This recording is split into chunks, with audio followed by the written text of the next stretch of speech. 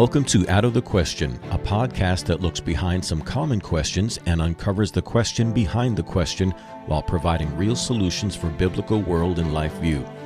Your co-hosts are Pastor Steve Macias and Andrea Schwartz, a teacher and mentor.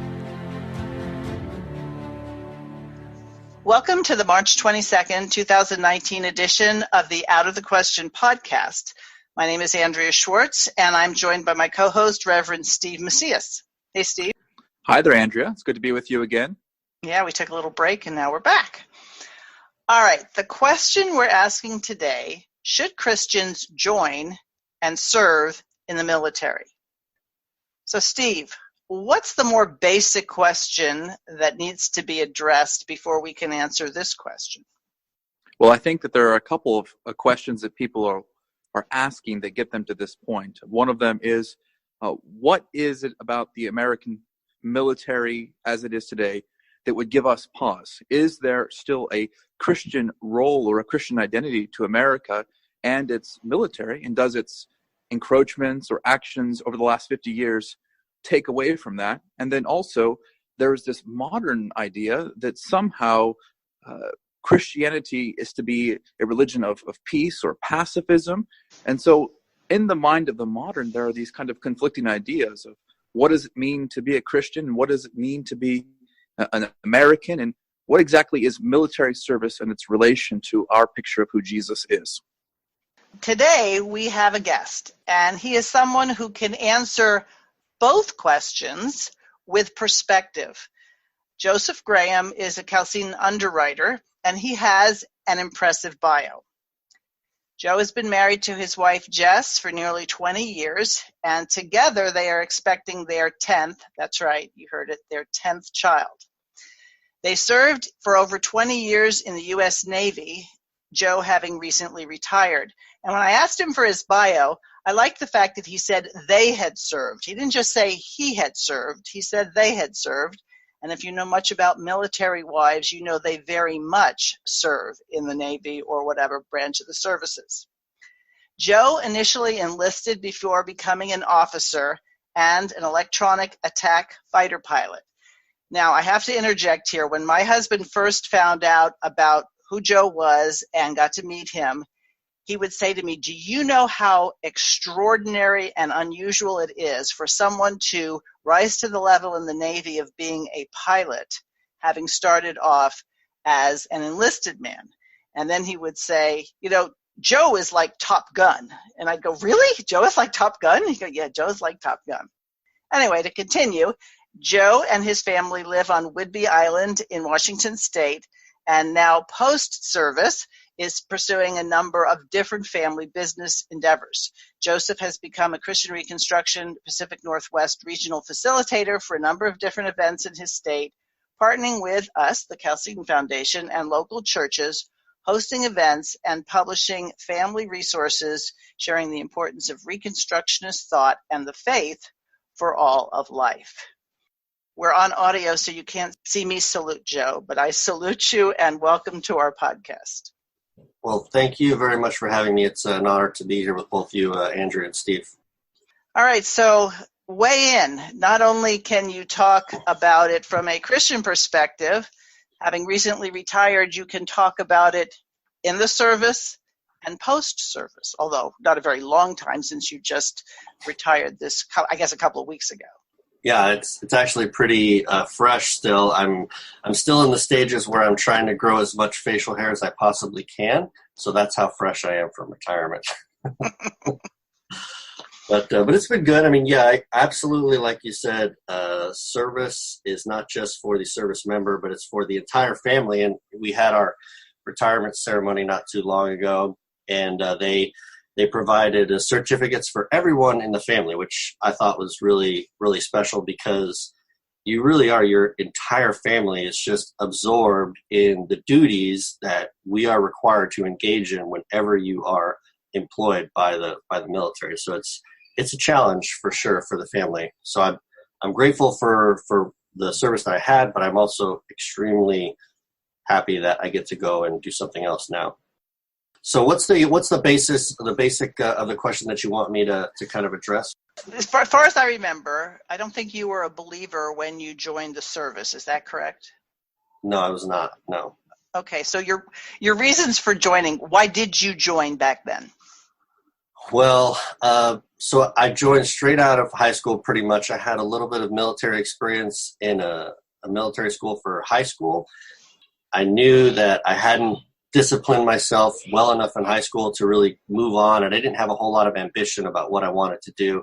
So I knew that I could function in a military environment with the structure and the training that they were going to provide me. And so I kind of just joined expecting that it was going to give me something to do that would get me out of my town and just kind of set me on some course, and I could just fix and make adjustments later on. So actually, Jessica and I, we met each other shortly after I joined. So, we've been in essentially almost since the very beginning together. And we didn't get saved until I was already at my first duty station in San Diego. So I had already finished my training, and then we got saved then. And so it's a very different radical shift for us as far as the mentality of what we were doing right away, right off the bat. So that was kind of how everything pretty much started for us back then. So in having this transformation in your life, which, first of all, it's a blessing when husband and wife come to faith close to each other, because there can be definite issues and problems not. But did you question, should I be here? Is there a place for me here? Does God want me here? Things like that? I don't think I had the maturation to really think. I mean, I was so steeped in standard cultural thought that it didn't really cross my mind that there were particulars about the Christian faith that might impact necessarily particular life choices that I made. So at that point, at that stage, it was pretty early. And I mean, that still, even after, I didn't get accepted into this officer program until after I was saved. So I already kind of had that inclination that I wanted to do that. And then as soon as I got accepted, which happened when I was at about the 6-year mark, the program that I got accepted into basically was going to dictate for me about the next dozen or so years of my life. So I was almost already committed to a particular path, right out the gate as soon as it happened. I had my college, which was 3 years, my flight training, which was to be another 2 years. I had 8 years of service after that once I got my wings. So I almost had my entire timeline set all the way to retirement. So I was kind of locked in. I didn't have a whole lot of choice in the matter, which I guess is a big aspect of being in the military.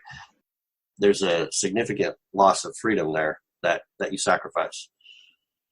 Okay, so did you ever experience internal conflict? Okay, I'm here because I have to be here, but did you feel that maybe this wasn't the right place to be, even though you were there? I think for a majority of the training aspects, when I was stationed in the United States, that was not as big of a deal for me. But as I started to grow more and learn about what are my particular responsibilities, and there's interesting here, and we're not necessarily talking about it here, but there's 2 different oaths of office, which are really interesting contrast if you look at it. When you enlist, you take a particular oath of office. And when you become an officer, you take a totally different oath of office. And so I was more cognizant of what my responsibilities were becoming an officer, as far as what I was there taking an oath to do, which was support and defend the Constitution. And so thinking about that definitely started to influence me more as far as what choices I was going to make, because there is a significant amount of pressure inside of the military to conform and to just obey orders, which obviously certainly has its place, but they don't respond well to a lack of conformity, which can be a significant challenge if you run up against principles that are in conflict with what you believe or what you would want to exercise. Can you talk a little bit about that? I mean, for Americans who kind of grow up with a military hero idea, right? We have George Washington, we have all of our military figures that we're taught in school, and we're given a kind of a rosy picture of a marriage between Christian faith and American military. today, and in your experience, what has been the kind of religious atmosphere? What is the spiritual condition of your branch and your experience? Well, the religious atmosphere is purely secular. It's 100% in that vein. And it's not even just that. I would say, well, they make accommodations to some extent. For Christians, I would say they make excessive accommodations for anyone outside of the Christian faith. I mean, the role of the chaplaincy in my experience, for what I've seen, has been heavily degraded, and they are having to compromise significantly performing their duties and making accommodations. I think, they had to start allowing, in several of the places I served, Wiccan services, and allowing them places where they could worship, inside of standard chapels. And it just seemed to be a real challenge. I mean, if I tried to put my foot down maybe about something and say related to the Sabbath, that probably wasn't going to go over very well with my boss. So there's just a lot that you're going to have to give up. And if you want to take a very principled stand on something, you almost are kind of writing yourself a ticket to flag yourself and, kind of be labeled a troublemaker, I guess, unofficially. Did you notice that there were a lot of other believers who were having to encounter the same sort of decisions and things to think about? Did you all end up finding each other?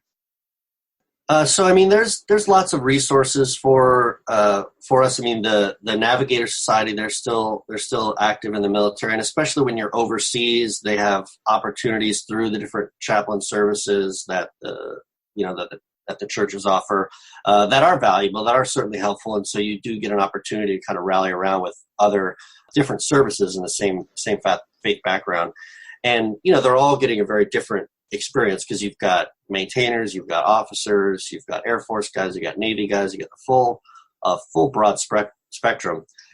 I think still largely you have typical standard modern evangelicalism that exists throughout the military. So whether or not those people are experiencing the same amount of conflict, I didn't experience as many people who had that kind of reservation about what they were doing. But some people for sure certainly started to have difficulties or challenges regarding, the excessive extent of patrolling that the United States government does across the world. I mean, the Navy is, since I've been in, it's gone through several iterations of their slogan or their mantra. It was like, full speed ahead. And then the one that they had recently that kind of just drove me nuts was a global force for good, and kind of just admitting like, oh, we are the globe's police force. And I was just like, this is terrible. Like, this is really, really bad. This is not our job. Why are we doing this? And when we're having to have a presence all over the world to basically protect United States government interests, I mean, after a while, it just, it can be kind of unnerving and irritating. You talk about the secularism that exists there in the military.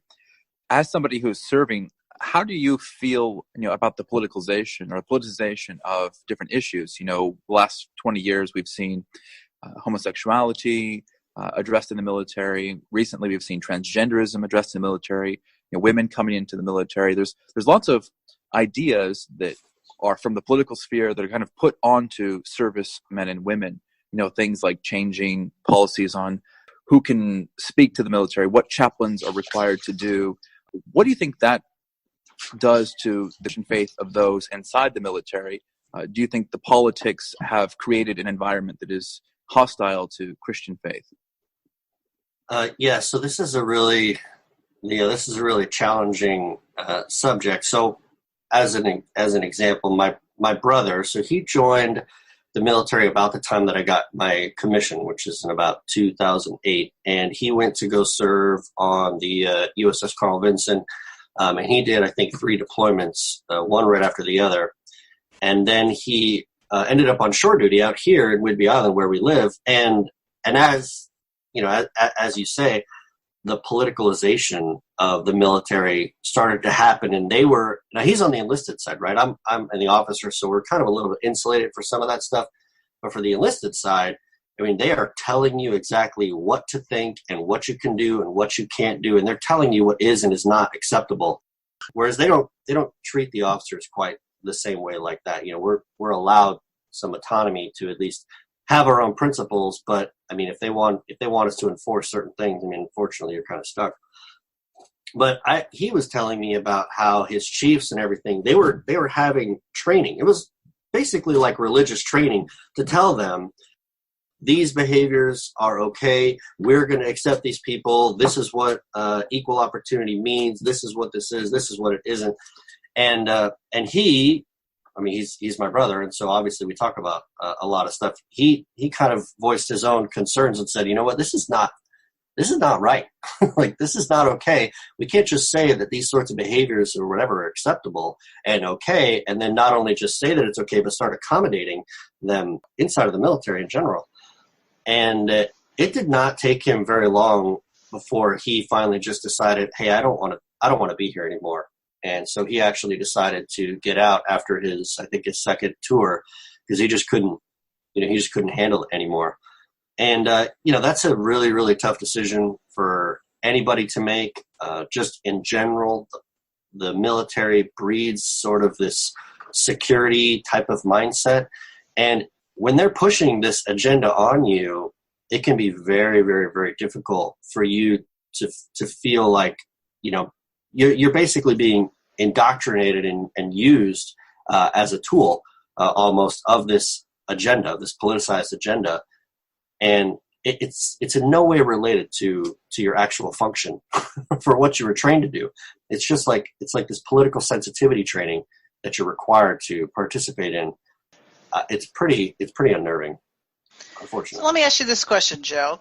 So this is what's going on, and people have to accept it. From your experience, has there been an obvious degradation of the morality and ethics of those who are in the service who don't seem to have a conflict with the new political correctness?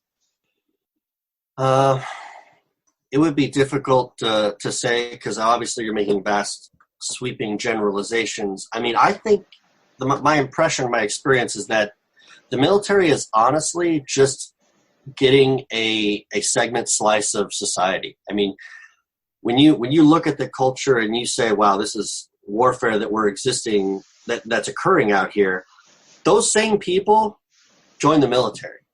and so it's not like you're getting this purist slice of, you know, just the best and the brightest. I mean, because you can have academic aptitude up and down the political spectrum, but you're just getting a slice of the culture. So I mean, if there has been moral degradation, which I personally think there has been, it has just been right in line with where the culture at large has been going. So the military is not a refuge for moral purity. Doesn't exist.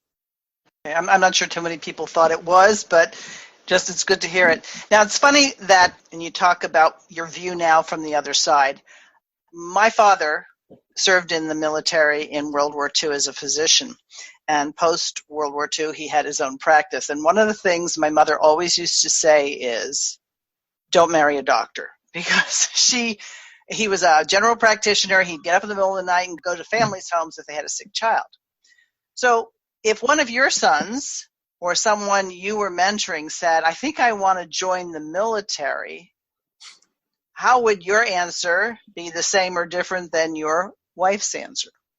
Well, it would be, I think my wife and I would probably be on the same page here, but I've had to have that conversation with plenty of young men that are thinking about that. And honestly, my goal in that is I'm not trying to tell them one way or the other what they need to do, but I definitely want to let them know what the experience is going to be like and what they're getting into. I mean, when you're joining, if you're enlisting, you're not going to be able to be very independent as far as what you're being taught, where you're going to go, what you're going to do. You're just not going to get that sort of autonomy. So whatever it is that they want to teach you or indoctrinate you with, you're basically just going to be passive, and you have to absorb it if you want to have the opportunity to even survive. In the officer route, it's probably a little bit different depending on what specific particular job that you want, because you can just be isolated in your particular field, and there may be not as much of that initial pressure. Although eventually, as you get higher and you see how the politics, I suppose, of the military exists, that's still going to occur.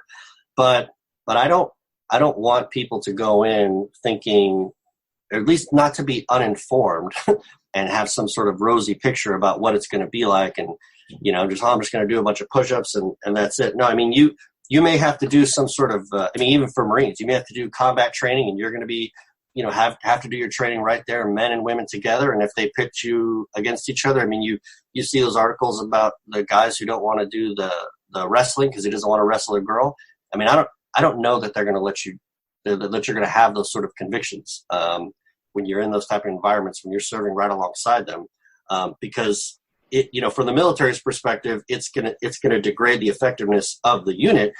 And so, even though you're maybe trying to maintain some sort of chivalry, that's going to conflict with what they're trying to do, and it could create challenges for you. But in the same respect, if you start treating people differently, then you're going to get into equal opportunity type of issues that the military is extremely sensitive over. I walked into my admin department, and June is probably like my least favorite month in the whole year, because June is it's a LGBTQ awareness month, and they start playing on the AFNet all these very pro-homosexual movies, like Broken Mountain and Philadelphia, and they put up all the gay pride flags, and you're just like, oh my goodness, this, like, seriously, we can't even be worried about being effective as a fighting force here. Now we have to accommodate every single minority, and this one in particular is extremely offensive, at least to me. But it's like, God, can we just get this month over with and go on and get back to just doing our jobs? So the people have to be kind of ready for that, which is hard to prepare them for on the outside. I hope they don't end up becoming a lemming, but they need to understand that they're going to be at the mercy of the military. So that's a big thing for them to realize. All right, so I'm going to push the question a little harder. Your sons, okay? Would you be recommending that, knowing what you know, that if your son said, Dad, I think I want to join the service, you would encourage them? I have not. No. My sons, no. And definitely not my daughters, but no, my sons, I've encouraged them to other areas where I think, because this is kind of separate from from whether or not the military is right, but we're Christians are supposed to be culture shapers, right? That's kind of what the Great Commission is all about. And if you end up being a pawn all the time, then you're not going to be a culture shaper. So if it's seriously, when I talk to my sons, no, none of them are interested in it, but I know other young men who are. But just kind of get down, what in the world is it that you're after? I mean, are you seriously just after a job? Or are you trying to get a paycheck or something like that? And I mean, I don't have much influence over some of them, but for my boys, I'll tell them, like, listen, we can make money anywhere. We don't have to sacrifice our principles or our freedoms in order to do it. And we certainly don't have to sacrifice the ability to be influencing the culture that is drastically going, the way of Sodom and Gomorrah. Why in the world would we want to subject ourselves to that and have to compromise, and have this struggle all the time consistently? I would seriously not advocate for that. Now, you said, and certainly not my daughters, which I would agree with, and the scripture would be consistent with that. But I have spoken to women who are married to those enlisted in the Navy, who they themselves were part of the service before they got married. And some of the stories they tell are not comforting. And I've seen documentaries that talk about the rampant sexual immorality and the victimization of women in the service. Can you comment about that?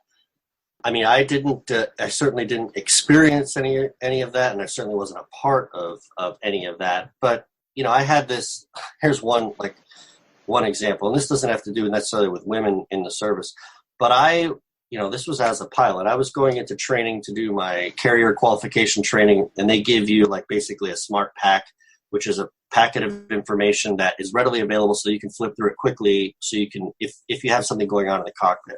And on the last page of the smart pack that they gave you, they have this very lewd picture in the back that I don't know what the purpose of it is for, just I guess to, like, it looks funny. We put up a picture of a half-naked woman in here. And I go and I talk to the instructor afterwards, and I said, hey, why is this in here? Like, this isn't necessary. It has nothing to do with our mission. Why are you putting it in here?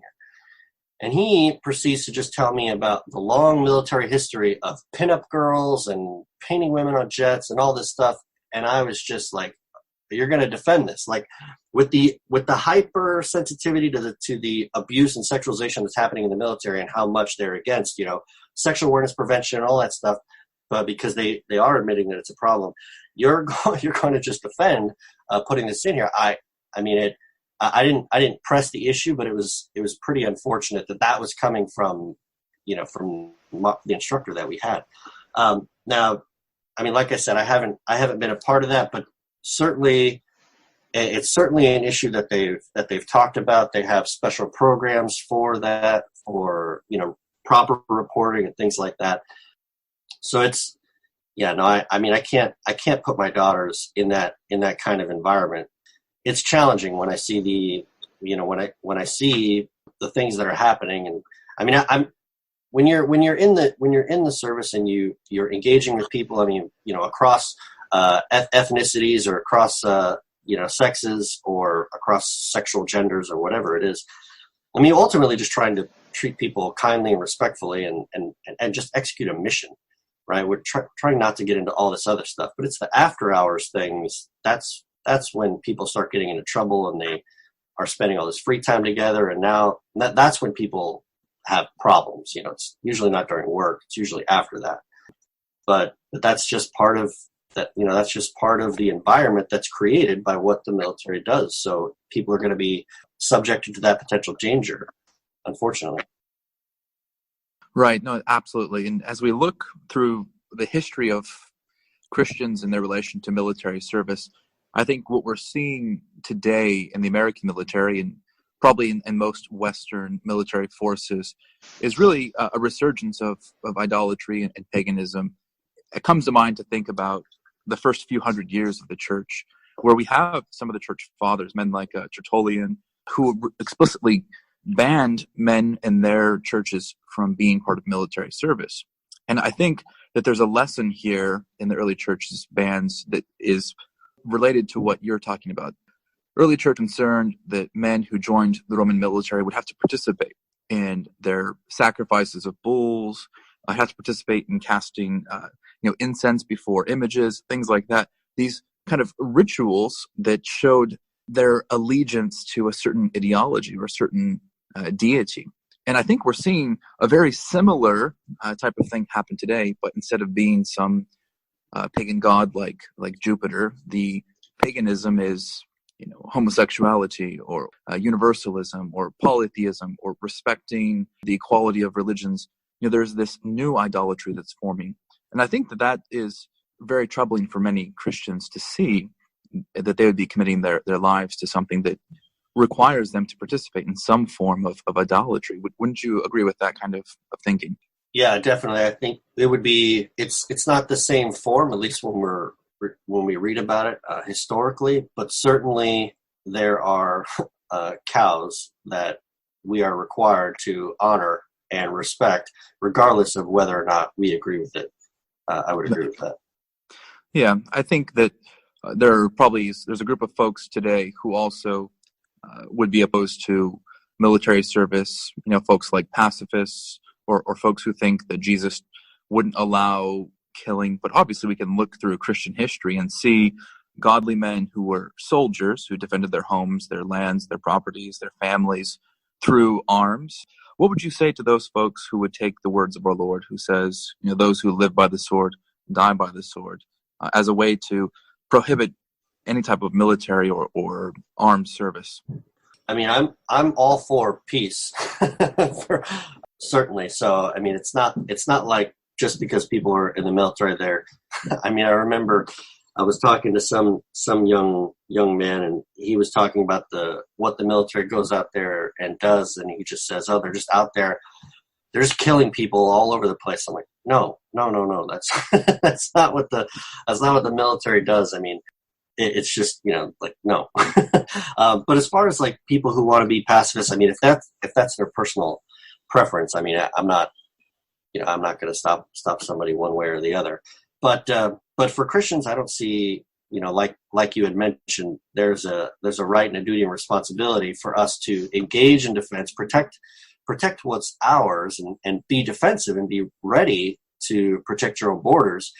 But the real question to me, in my mind, is the military the proper tool, and is it executing that proper function? I mean, it's hard to say that we are defending our property, our assets, if we are sending those assets into Korea, and we have to be present there. So we put a bunch of our property out there, and soldiers, sailors, and airmen, and whoever, and then in a foreign country, and then assume that, this is some little sovereign piece of United States territory that we're leasing from, another country, and all of a sudden now we're being defensive if something happens and we're protecting our assets. Like, I think that's a stretch of the imagination. So it gets a little bit deeper, at least from the principle perspective, which I think would be an interesting discussion. And I take more, obviously, of the libertarian perspective, that I think we are overreaching, certainly, and kind of gone way beyond what is proper for America to just protect their own interests. I think it's gotten, the military is being used as an economic tool as well as just a political tool. Yeah, I think you're right. And maybe it's over 10 years ago now, but when Dr. Ron Paul, you mentioned a libertarian, ran for president, he had overwhelming support amongst servicemen. I think I remember him boasting that he had 10 times as many donors in the military than any other candidate. And I think that there probably is a common sentiment, you would probably know from experience, of folks who are inside the military system recognize that America's current position is probably overstretching what the Constitution allows and what the Christian conscience should permit.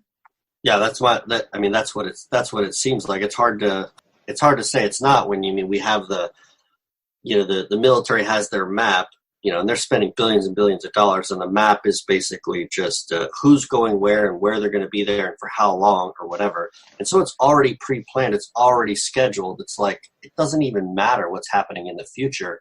We are already expecting to commit tons of assets and resources to these various areas just to be available in case whatever happens, which comes at huge expense, massive expense. Not just monetarily, but we've got to send, in the Navy, you've got to send people on deployment for 9 months.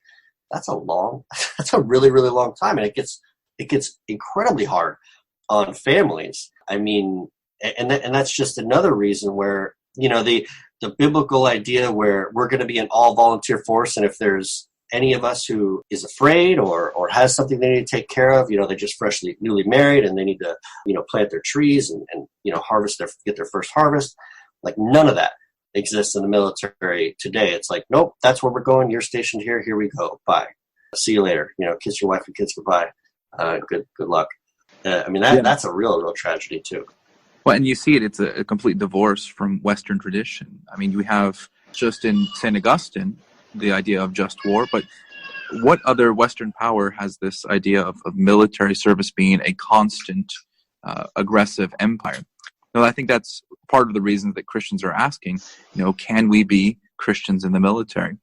And I know that Andrea has discussed this with me before, but so much of military spending today is not for defensive spending. It's what stuff you're talking about, occupying and economic benefit.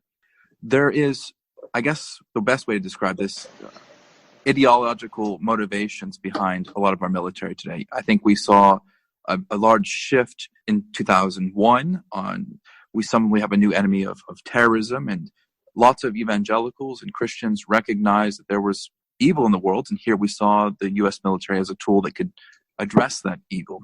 How would you address a family or discuss the issue of, doesn't America have the responsibility to answer threats to our family safeties? Doesn't America have the responsibility to protect our interests, even using a pagan military?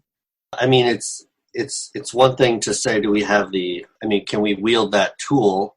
If we're saying, hey, we're going to wield the tool of the pagan military, and it's not like God doesn't use unbelievers to execute his purposes. So, I don't think that's a problem at all. It's another thing to say whether or not Christians are the ones wielding the tool or whether God is the one who's doing it. So, I think that still individually Christians have to come to terms on their own and determine whether or not they need to participate in that, whether the sacrifices are worth it. Does that mean necessarily that the military can't be used as a tool in some sense? And if it is pagan, I certainly think it still can be. But that's a totally different story than saying we need to maintain a 17, 18-year presence in a country like Afghanistan for a terrorist attack that occurred, back at the turn of the millennium. That's a totally different type of discussion. And you can tell that we're obviously doing more than just defeating our enemies, because we're not going to run out of enemies until Christ has put them all under his feet. So I feel we'd be hard pressed to imagine that this is the way that God wants us to do it.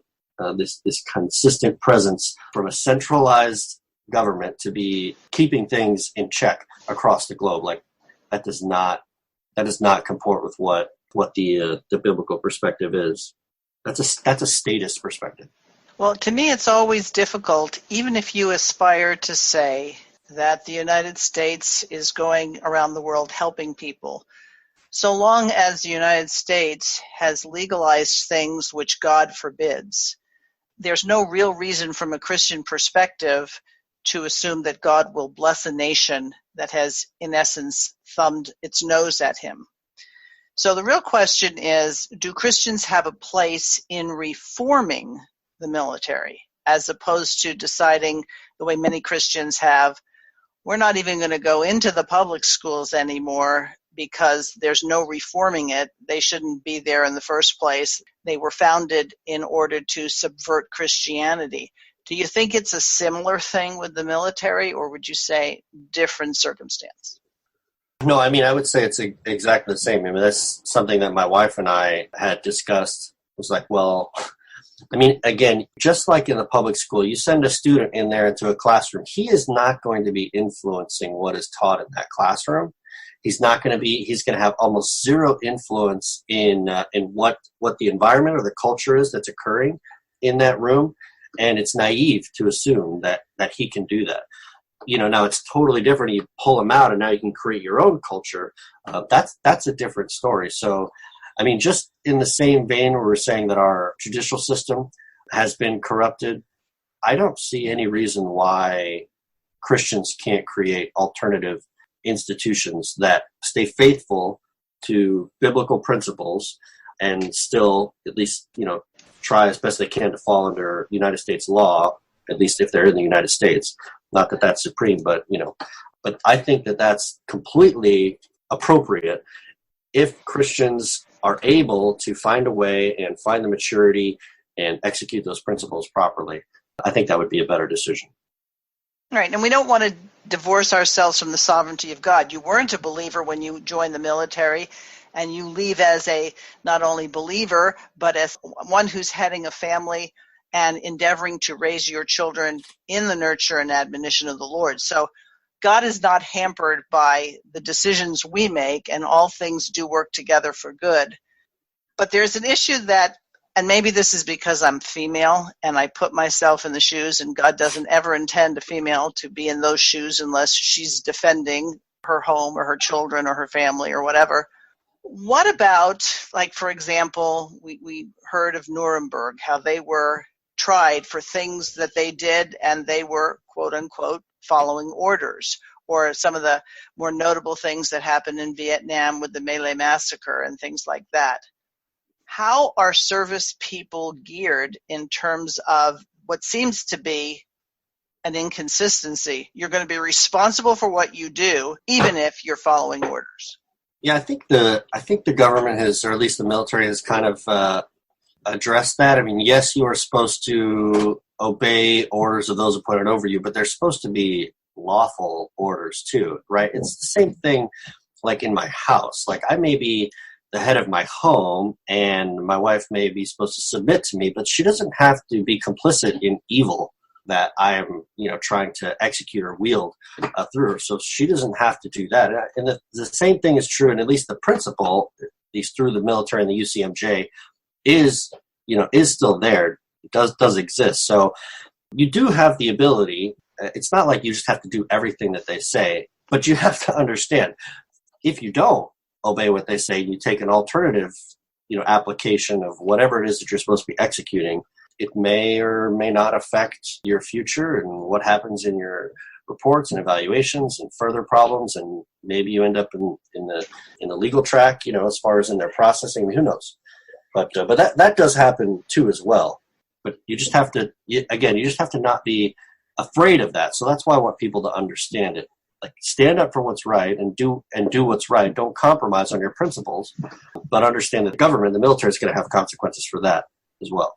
That's right. And I think what you're describing is not something new to Christians. The name that comes to mind for me is St. George, the patron saint of all soldiers, somebody who was a leader in the Roman military at the end of the 3rd century. And St. George is from a military family. His family had earned their citizenship through service to the Roman military. But when Emperor Diocletian came to power, St. George faced a similar circumstance that I think many Christians who served in Vietnam or in Iraq or any of our conflicts of the last 50 years might have faced, in that they're wondering what exactly is the line for which I have to obey my conscience or obey the military I serve. And once Diocletian sent out an edict demanding basically the genocide of Christians, St. George, who commanded his own military under the Romans, took a stand against the emperor and faced charges and eventually death for it. And so to kind of go along with what you're saying, maybe there is a time when not only will we face legal consequences or persecution or demotion by being in the military, but maybe, again, Christians will face a type of martyrdom, and through that, a renewal of saintliness inside the military. There's only a few decades between the death of St. George and the rise of Constantine and a Christian empire. And so maybe it's time for Christians who are actively officers in the military to stand for what are Christian values and morals, and have a renewed hope for the future of American military intervention. Yeah, and I'm sure that obviously the Lord has many, many fine and wonderful people up and down in the military. So it's not like it's just this hugely totally perverted culture. I mean, there are plenty of absolutely admirable and great people that I've had the pleasure of working with and for. So they're still there. And sometimes they leave and sometimes new ones come in, so, but on the whole, on the average, the shift of what's happening and the pressure, it's not a Christian sort of pressure. Well, before we go, I'd like to kind of shift gears a little bit and talk about you being the dad of 9 and soon to be on the scene 10 children. How did you maintain your position as dad in the midst of deployments and going in different places and having to live in different places? And how did your children stay connected to you, even if they were very young when you went on a mission? How did they remember that there was a dad here? Well, there's a lot, there's a lot in there. I mean, just being in the military, I mean, I think you're going to work just like anybody else is. It's just that sometimes you go to work for weeks or months at a time, which is, for your children, for your family, it becomes normal, unfortunately, for them. I mean, we had to do what we did is we were just very intentional with our family, with Jessica and I. I mean, when I would leave on a deployment, I mean, she would still set the table for me. She would make a place for me. And I think she used to put like a picture of me there at my seat at the table, because we always eat meals, and especially dinner, if we can't catch the other meals together. So I mean, we have some very intentional sort of routines in the home, in the family, that keep us connected. And so that's just one example of some of the things that we've done. As far as deployments are concerned, you try to do your best from the dad's side to maintain some connection or communication, whether it's with birthdays or presents. If you can send some things. I mean, I used to send care packages. Sometimes I would just go to the store and buy some various toys or whatever for the kids, and I would send it to them, and then Jess would take pictures of it and show me that they were opening it or whatever, and just try to maintain the connection to let them know that you're still there and you're still thinking about them. I think Jessica and the family would pray for me while I was away. You're just trying to keep each other in your mind. It's still certainly very, very hard. I think, honestly, sometimes it's harder coming back together than it is being apart after a while, because there's a totally different routine, right? Mom has been taking care of all this stuff. She's got a routine, everything. She knows what she's doing. And then dad comes home, and all of a sudden it's just, kind of finding the new normal, the new balance. Okay, well, we're making this. Oh, dad wants to go here. I guess we're just going. And even we usually do this. Okay, whatever. Those things, you kind of struggle through that a little bit.